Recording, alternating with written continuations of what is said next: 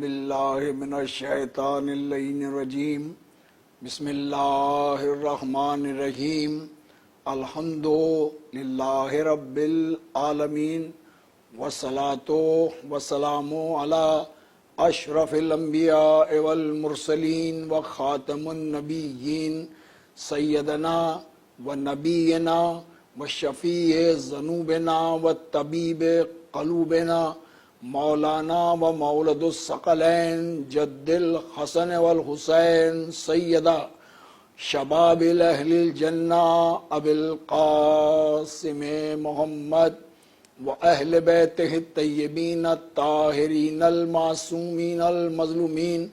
ولعنۃ اللہ علی اعدائہم اجمعین من یومنا ھذا الی یوم الدین. اما بعد فقد قال اللہ حق سبحانہ تبارک و تعالی فی کلامہ المجید و فرقانہ الحمید وقولہ الحق. بسم اللہ الرحمن الرحیم. یا ایھا الذین آمنوا اتقوا اللہ وکونوا مع الصادقین. ناظرین محترم، آج محرم کی 3 تاریخ ہے. ذکر امام حسین علیہ السلام پوری دنیا میں امام حسین علیہ السلام کا ذکر پاک ہو رہا ہے. میں نے جس آیت وافل ہدایہ کو سرنامہ قرار دیا، اللہ رب العزت اپنے مقدس کلام قرآن مجید میں صادقین کا تعارف کرا رہا ہے اور ارشاد فرما رہا ہے کہ میرے حبیب پیغام پہنچا دیجئے اپنی امت کو کہ یا ایھا الذین آمنوا اتقوا اللہ وکونوا مع صادقین. اے صاحبان ایمان، تقوی اختیار کرو اور سچوں کے ساتھ ہو جاؤ. یہ اس بات کی دلیل ہے کہ تقوی ہی انسان کی معراج ہے اور پرہیزگاری اور عبادت ہی انسان کی بہت بڑی معراج ہے. لیکن صاحب تقوی سے مخاطب ہو کر پروردگار عالم اپنے نبی معظم کو پیغام دے رہا ہے کہ پیغام پہنچا دیجئے کہ تقوی اختیار کریں، کونوا مع الصادقین، اور جو ہماری جانب سے صادقین بن کر آئے ہیں ان کے ساتھ ہو جائیں. تو معلوم یہ ہوا کہ کونوا مع صادقین اس بات کی دلیل ہے کہ یہ بنائے نہیں جاتے بلکہ اللہ کی جانب سے بن کر آتے ہیں. تو پروردگار عالم نے اپنی جانب سے 14 معصومین علیہ السلام کو کونوا مع صادقین قرار دیا ہے کہ 5 ہیں، 12 ہیں، 14 ہیں، یہ کونوا مع صادقین ہیں. یہ اللہ کے بنائے ہوئے صادقین ہیں جن کے ساتھ ہونے کا حکم اللہ دے رہا ہے. اس لیے کہ رسول کی امت کی بقا اللہ چاہتا ہے. اللہ ارشاد فرما رہا ہے کہ میرے حبیب، یہ ان صادقین کے اگر یہ ساتھ ہوں گے جو ہم نے بنا کر بھیجے ہیں، ان میں 14 معصومین ہیں علیہ السلام جن کے ساتھ رہنے سے دین بھی آسان ہو جائے ملے گا اور تقوی بھی حاصل ہو جائے گا اور وہ جنت کا حقدار بھی کہلائے گا. لیکن اگر وہ سچوں سے دور رہا تو پھر اس کا صاحب تقوی ہونا بہت مشکل ہو جائے گا. اس لیے صاحب تقوی وہی ہو سکتا ہے جس کا امام متقین ہو. اب تلاش کرو گے وہ امام متقین کون ہے؟ جس کے ساتھ رہنے سے اللہ بھی راضی ہو اور رسول بھی راضی ہو. تو پروردگار عالم نے کونوا مع صادقین کا تعارف قرآن میں کر کے یہ بتا دیا کہ صدیق ہونا اور بات ہے، کونوا مع صادقین ہونا اور بات ہے. صدیق اسے کہتے ہیں جو کسی حادثے کو دیکھ کر اور بیان کرے اور آ کے کہے کہ میں نے 2 سائیکلوں کو آپس میں ٹکراتے ہوئے دیکھا. اس کا مطلب یہ ہوا کہ اس نے سائیکل کے حادثے کو دیکھا اور آ کر بیان کر دیا، تو اسے کہیں گے صدیق، یہ سچ بول رہا ہے. لیکن جن کونوا مع صادقین کا تذکرہ اللہ اپنے کلام میں ارشاد فرما رہا ہے، کونوا مع صادقین، وہ حادثے کے محتاج نہیں ہوتے، وہ جو زبان سے کہہ دیں اور ہو جائے انہیں کونوا مع صادقین کہا جاتا ہے، وہ اس بات کے محتاج نہیں۔ بالکل اس کی مثال جو ہے نا وہ یہ ہے کہ جیسے عید کی شب دونوں بچوں نے بی بی پاک بطول کے اپنے مادر گرامی سے کہا صبح عید ہے اور ہمارے جوڑے نہیں ہیں، تو فوراً بی بی پاک نے ارشاد فرمایا بیٹا تمہارے جوڑے درزی لے کر آئے گا۔ حالانکہ درزی کے کپڑے گئے ہوئے نہیں تھے، لیکن بارگاہ الہی میں صدیقہ بی بی کی، طاہرہ بی بی کی، دختر رسول کی، زوجہ امیر المومنین کی یہ آواز جب اللہ کی بارگاہ میں پہنچی تو پروردگار عالم نے حکم دیا رضوان کو کہ جنت سے جوڑے لے کر جاؤ در سیدہ پر، لیکن وہاں جا کر یہ نہ کہنا کہ میں جنت کا دروغہ ہوں یا جنت کا میں رضوان ہوں، اس لیے کہ صدیقہ بی بی نے کہا ہے، طاہرہ بی بی نے کہا ہے، فاطمہ الزہرا نے کہا ہے، بس وہاں جا کے جوڑے دینا اور بس اتنا کہنا انا خیاط الحسنین، میں حسنین کا درزی بن کر آیا۔ تو اب آپ سمجھ گئے ہوں گے کہ کونوا مع صادقین سے مصداق ائمہ طاہرین ہیں کہ بی بی پاک بطول نے بچوں کو بہلانے کے لیے کہا تھا کہ تمہارے جوڑے جو ہے وہ درزی لے کر آئے گا، لیکن پروردگار عالم نے صدیقہ بی بی، طاہرہ بی بی کے ان لفظوں کو کونوا مع صادقین میں پریکٹیکلی بنا کر دنیا والوں کو پیغام دے دیا کہ کونوا مع صادقین وہ ہیں جو زبان سے کہہ دیں اور ہو جائے۔ تو لہذا بی بی نے کہا اور جنت سے لباس جو ہے مولا حسن اور مولا حسین علیہ السلام کے لیے جنت سے لباس آ گیا۔ بالکل اسی طریقے سے کہ امام رضا علیہ الصلوۃ والسلام کونوا مع صادقین کی منزل پر ہیں، 8ویں مولا ہیں، 8ویں امام ہیں، 8ویں معصوم ہیں، مامون کے دربار میں آتے ہیں تو مامون کے دربار کے اندر مفتی بھی ہیں، مولوی بھی ہیں، جادوگر بھی بیٹھے ہوئے ہیں، تماشا جو ہے وہ ہو رہا ہے، جو ہے وہ سانپ بنائے جا رہے ہیں، جادوگری کے مظاہرے ہو رہے ہیں، وہاں پر یہ اللہ کا بہترین نمائندہ معصوم یہ بیٹا مولا علی علیہ السلام کا 8واں بیٹا جو امامت کی منزل پر ہے، جا کر شیر قالین کو حکم دیتے ہیں کہ اصل شیر میں تبدیل ہو اور ان جادوگروں کو نگل جا۔ تو اب اس پر بھی جو ہے وہ امام کا حکم صادر ہو، حالانکہ وہ ریشم کا یا دھاگوں کا شیر بنا ہوا ہے، لیکن یہاں اللہ تعارف کرا رہا ہے کہ کونوا مع صادقین وہ ہیں جو زبان سے کہہ دیں اور وہ ہو جائے۔ تو لہذا اس شیر کو جو قالین میں بنا تھا امام نے حکم دیا اور وہ شیر میں تبدیل ہوا، اور جتنے بھی وہاں پر سانپ تھے، جادوگر تھے، وہ سب کو نگل گیا۔ اب یہاں غور کیجئے کہ تاکہ کونوا مع صادقین سمجھ میں آ جائیں زمانے کے، تاکہ دین میں جو ہے وہ کونوا مع صادقین کے بغیر دین سمجھ میں نہیں آئے گا، اسلام سمجھ میں نہیں آئے گا، اس لیے کہ جو مدرسوں میں اور پڑھنے والے ہیں وہ اور ہیں، جو اللہ کی جانب سے علم لدنی کے مالک بن کر آئے ہیں وہ اور ہیں۔ لہذا امام رضا علیہ السلام نے حکم دیا، شیر بنا اور سارے جتنے بھی جادوگر تھے انہیں وہ نگل گیا۔ اب یہاں غور طلب بات اس بات کی ہے کہ اس شیر کو جو قالین پر بنا ہوا تھا، سوچنے کی فکر کی بات جو ہے وہ یہ ہے تمام مسلم امہ کے لیے، یہ بتائیے کہ امام نے کہا تھا جادوگروں کو نگل جا، یہ شیر جو بنا اس نے، حالانکہ مامون کے دربار میں بڑے بڑے مفتی بیٹھے ہوئے تھے، بڑے بڑے مولوی بیٹھے ہوئے تھے، بڑے بڑے اس کے اصحاب بیٹھے ہوئے تھے، بڑے بڑے جاننے والے بیٹھے ہوئے تھے، کسی کو شیر نے نقصان نہیں پہنچایا، صرف اس نے ان جادوگروں کو نگلا جس کا حکم امام علیہ السلام نے کونوا مع صادقین پر کی منزل پر فائز ہونے والے امام رضا نے کہا، کسی کو نقصان نہیں پہنچایا۔ بہت سارے لوگ وہاں بیٹھے تھے، خود مامون کو نہیں،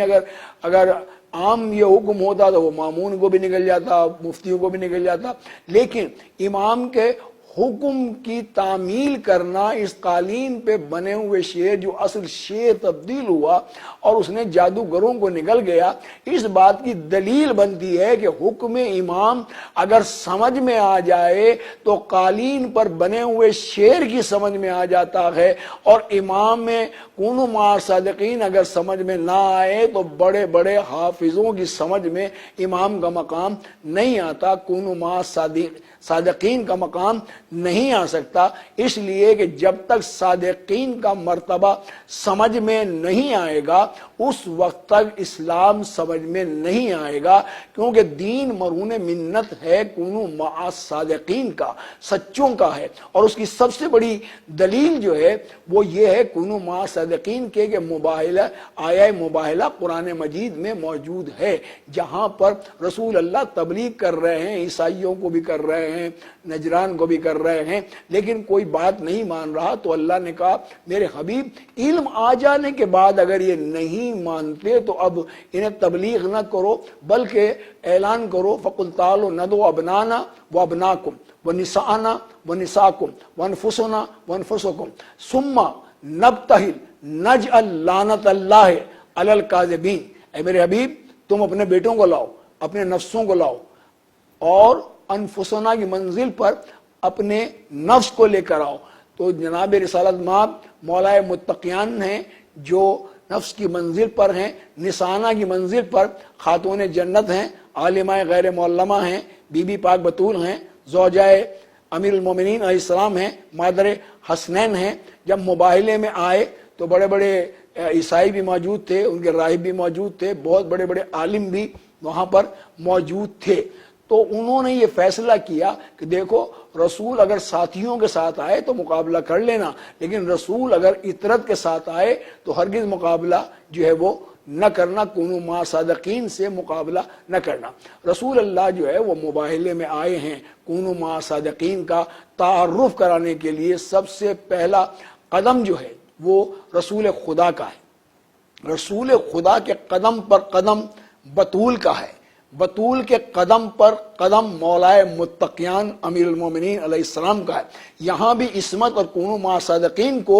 بتایا جا رہا ہے مباہلے میں کہ پہلا قدم ہے رسول کا، رسول کے قدم پر قدم ہے بطول کا، اور بطول کے قدم پر قدم کسی امتی کا نہیں ہے بلکہ امیر المومنین علی ابن ابی طالب علیہ السلام کا ہے۔ تو اس لیے کہ رسالت اور امامت کے سائے میں شہزادی کونین مباہلے میں آ رہی ہیں اور یہاں تعارف ہو رہا ہے، حالانکہ نسانہ کی منزل پر جمع کا صیغہ ہے، اگر اس میں اور عورتیں بھی رسول چاہتے تو لے لیتے، لیکن جو سلیکٹڈ تھیں اللہ کی جانب سے تو رسول خدا انہی کو لے کر میدان میں آئے، اور رسول اللہ نے جو ہے وہ جب میدان میں پہنچے امام حسن کی انگلی پکڑی ہوئی ہے، امام حسین علیہ السلام دوش پر سوار ہے۔ یہاں اندازہ لگا لیے نا کہ جو صحبت میں بیٹھے صحابی کہلاتا ہے، اس کی بڑی عزت ہے، بڑا احترام ہے۔ پھر یہاں سے غور کر لیجئے کہ صحبت میں بیٹھنے والا جب اتنا بڑا عزت دار ہے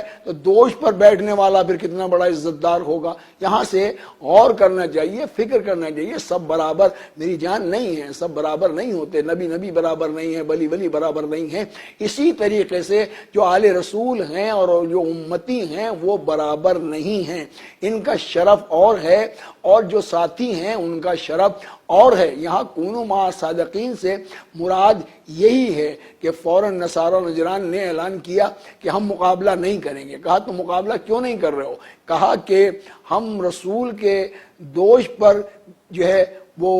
شبر کو بھی دیکھ رہے ہیں اور شبیر بھی نظر آ رہے ہیں، اور ہماری توریت کے اندر جو ہے ان کا نام بھی موجود ہیں، یہ وسطیاں ہیں کہ اگر یہ پہاڑوں کو حکم دے تو پہاڑ اپنی جگہ سے ہٹ جائے گا، لہذا ہمیں حکم ہے کہ ہرگز ان سے جو ہے وہ مباہلہ نہ کرنا، اس لیے کہ ایک عیسائی سرزمین پر باقی نہیں رہے گا۔ لہذا تمام نجارہ نے جو ہے نصارہ نے جو ہے وہ جزیہ دیا، توبہ کی، اور اس کے بعد مقابلہ نہیں کیا۔ یہ بات یہاں پر کونوا مع صادقین کا تعارف ہو گیا کہ ان کا مقام جو ہے وہ عیسائیوں کی سمجھ میں آ گیا، انہوں نے جزیہ دیا۔ اب غور و فکر اس بات پر کرنی ہے کہ رسول کی امت کی سمجھ کے اندر جو ہے وہ یہ اہل بیت اور کونوا مع صادقین کیوں نہیں آئے، اس کی وجہ کیا ہے، جبکہ قرآن میں موجود ہے، جبکہ ان کا عزت و افتخار جو ہے وہ قرآن میں موجود ہے،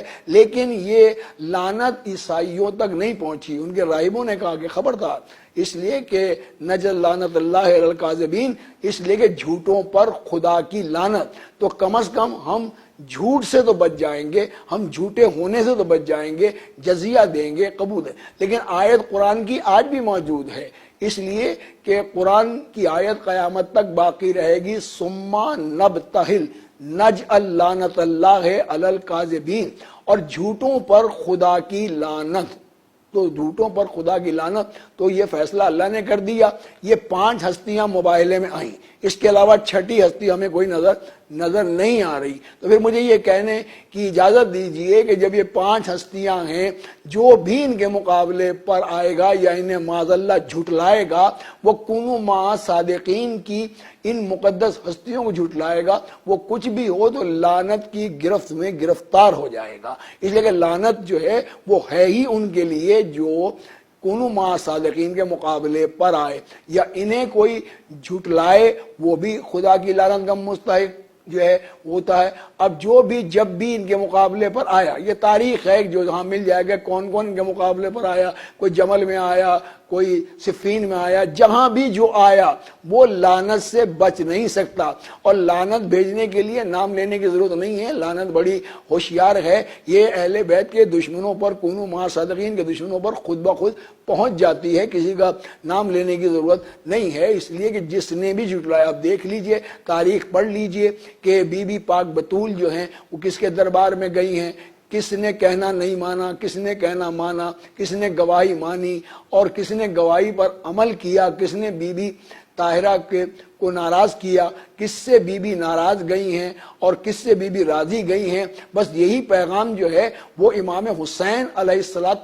السلام کے حق ہونے کی اور کونوا مع صادقین ہونے کی سب سے بڑی دلیل ہے کہ امام حسین علیہ السلام جو ہیں وہ سچائی کی بنیاد پر کربلا میں آئے تھے، اور یزید جو ہے وہ جھوٹا ابن جھوٹا ہے، کاذب ہے، لعین ہے، ملعون ہے، جو امام حسین علیہ السلام سے مقابلہ کر رہا ہے۔ قرآن کی آیت کے مطابق یزید جھوٹا بھی ہے، مکار بھی ہے، عیار بھی ہے، شرابی بھی ہے، یہ سارے عیوب جو ہیں اس میں موجود ہیں۔ بھئی یہاں سے یوں کہیے کہ یزید کے کردار سے اس کے اجداد کا پتہ چلتا ہے، اور حسین کے کردار سے حسین کے اجداد کا پتہ چلتا ہے کہ ذریت ابراہیم میں امام حسین علیہ السلام آ رہے ہیں، اور ذریت سفیان میں یہ یزید آ رہا ہے۔ یہ کا کردار سب کو معلوم ہے، لہذا میں اتنا کہوں گا کہ امام حسین علیہ السلام جب کربلا میں پہنچے تو سب سے پہلے راستہ روکنے والا یہ حر تھا جس نے امام حسین کی لجام کو تھاما۔ اس کے بعد یہ کربلا تک امام حسین کو لے کر آیا۔ لیکن یہ کردار آپ دیکھیں، امام حسین علیہ السلام نے کچھ نہیں کہا، نہ کوئی سزا دی، نہ کوئی لڑائی ہے، نہ جھگڑا، لیکن یہ کردار امام حسین کا، کونوا مع صادقین کا، سچوں کا کردار دیکھ کر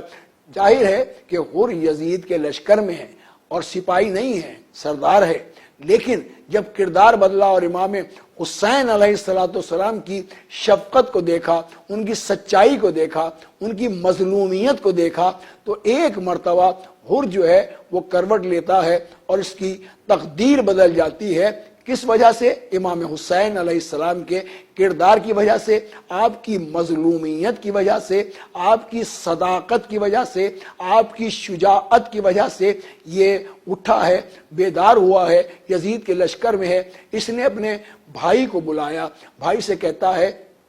کہ تم آزاد ہو، جانا چاہتے ہو تو تم چلے جاؤ۔ تو بھائی کہتا ہے آپ کا کیا ارادہ ہے، آپ کہاں جا رہے ہیں؟ کہا میں حسین کی طرف جا رہا ہوں، میں حسین کے لشکر میں جا رہا ہوں۔ تو سلام ہو حر کے بھائی پر، ہاتھ جوڑ کر حر کہتا ہے اچھے بھائی ہو، جب تک جہنم میں رہے ہمیں ساتھ رکھا، اور جب کونوا مع صادقین کی بارگاہ میں جا رہے ہو تو ہمیں چھوڑ رہے ہو۔ کہا مرحبا۔ بیٹا آیا، بیٹے کو بھی جو ہے جناب حر نے کہا کہ تم آزاد ہو بیٹا، جانا چاہتے ہو تو چلے جاؤ، اس لیے کہ اس وقت پانی بھی تمہارے پاس موجود ہے، لشکر بھی ہے، ساری آسائشیں موجود ہیں، ہم حسین کی بارگاہ میں جا رہے ہیں تو قربان جاؤں میں حر کے بیٹے کے، علی اس کا نام ہے، علی بن حر۔ یہ دونوں ہاتھوں کو جوڑ کر کہتا ہے بابا کیا ہم علی اکبر پر قربان نہیں ہو سکتے؟ کیا ہم علی اکبر سے زیادہ عزیز ہیں؟ کہا نہیں میرے لال مرحبا۔ اب باقی رہ گیا حر کا غلام، تو کہا کہ تمہیں میں نے آزاد کیا۔ تو حر کا غلام ہاتھوں کو جوڑ کہتا ہے اچھے آقا ہو، جب تک جہنم میں رہے ہمیں ساتھ رکھا، اب جب جنت کی طرف جا رہے ہو تو ہماری خدمت کا یہ صلہ ہمیں دے رہے ہو۔ کہا مرحبا۔ چلے ہیں یہ چاروں، حر بھی موجود ہے، بھائی بھی موجود ہے، بیٹا بھی موجود ہے۔ یہ حر نے جو ہے دونوں ہاتھوں کو باندھا ہوا ہے، بھائی کے ہاتھ بھی بندھے ہوئے ہیں، غلام کے بندھے ہوئے ہیں، حسین کے خیموں کی طرف چلے۔ امام حسین علیہ السلام نے انہیں آتے ہوئے دیکھا، اپنے مہمانوں کو آتے ہوئے دیکھا، آواز دے کر کہا حبیب ابن مظاہر میرے قریب آؤ۔ حبیب ابن مظاہر قریب آئے، جی آقا حکم کا ہے۔ کہا کہ دیکھو حر آ رہا ہے، اس کا تمہیں استقبال کرنا ہے، اسے گلے لگانا ہے۔ حر کا بھائی آ رہا ہے، عباس تم بڑھ کے حر کے بھائی کو گلے لگانا۔ پھر آواز دے کر کڑی الجوان علی اکبر کو کہا علی اکبر میرے قریب آؤ۔ علی اکبر قریب آئے، کہا کہ دیکھو بیٹا بھی حر کا آ رہا ہے، علی بھی آ رہا ہے، اسے تم بڑھ کے استقبال کرنا، گلے لگانا۔ چلے حبیب ابن مظاہر نے حر کو گلے لگایا، عباس علمدار نے بھائی کو گلے لگایا، اکبر نے بیٹے کو لگایا۔ اب حر کا غلام باقی رہ گیا، زہرا کا لال، فاطمہ زہرا کا چاند، میرا مظلوم امام۔ آگے بڑھے اور بڑھنے کے بعد حر کے غلام کو کلیجے سے لگایا اور رو کے ایک جملہ کہا بھائی ہمیں معاف کر دینا، ہمارے خیموں میں پانی موجود نہیں ہے، ہم تیری کوئی خاطر مدارت نہیں کر سکتے۔ اللہ اکبر۔ حر نے آیا، ہاتھوں کو جوڑ کر ایک جملہ کہا مولا وہ باغ تھامنے کی سزا بخش دیجئے، مولا میں نے بڑی گستاخی کی تھی، آپ فرزند رسول ہیں، فرزند علی ہیں، فرزند بطول ہیں، اپنے نانا کے صدقے مجھے معاف کر دو، اپنے بابا کے صدقے مجھے معاف کر دو، اپنی ماں زہرا۔ حسین نے معاف کیا، کلیجے سے لگایا۔ حسین نے حر کو علیہ السلام کہہ کے یاد کیا۔ اللہ اکبر، کیا مرتبہ ہے۔ حر علیہ السلام کی تقدیر بدلی تو امام حسین علیہ السلام نے ماں زہرا کا رومال نکالا، حر کی پیشانی پر باندھا اور ایک جملہ روکے گا حر ہم سے پہلے ہمارے نانا کی بارگاہ میں جا رہے ہو، ہمارا سلام ہمارے نانا کو کہہ دینا، ہمارے بابا کو سلام کہہ دینا، اجرک ہمارے بھائی حسن کو سلام کہنا۔ مرحبا حر۔ حر نے اجازت لی، کہا مولا مجھے اجازت دیجئے، میں مقتل کی طرف جاؤں گا اور جنگ کروں گا۔ حر چلے ہیں، بیٹا بیٹھا ہے، حر گئے ہیں بڑی بہادری کے ساتھ۔ حر جو ہے وہ لڑ رہے ہیں، کبھی تیر آئے کبھی نیزے آئے، حر گھوڑے سے زمین پر آئے، آواز دے کر کہا السلام علیکہ یا ابا عبداللہ الحسین، آقا حسین میرا سلام قبول ہو، مولا حسین میرا سلام قبول ہو۔ حسین آئے، حر کی پیشانی کو بوسہ دیا، حر کا جنازہ اٹھایا۔ ایک مرتبہ جناب حر نے کہا مولا میرا لاشا تو اٹھائیں گے لیکن ایک وقت وہ آئے گا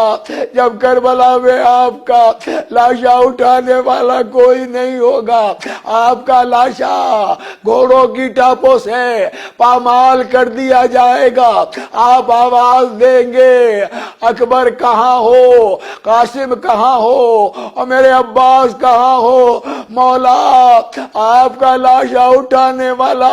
نہ بھائی ہوگا نہ کڑی الجواد علی اکبر ہوگا۔ واہ حسینہ واہ غربتا، حر کے نصیب کو ہمارا سلام، بی بی زہرا ہمارے پرسے کو قبول فرمائیے۔ الا لعنت اللہ علی القوم الظالمین۔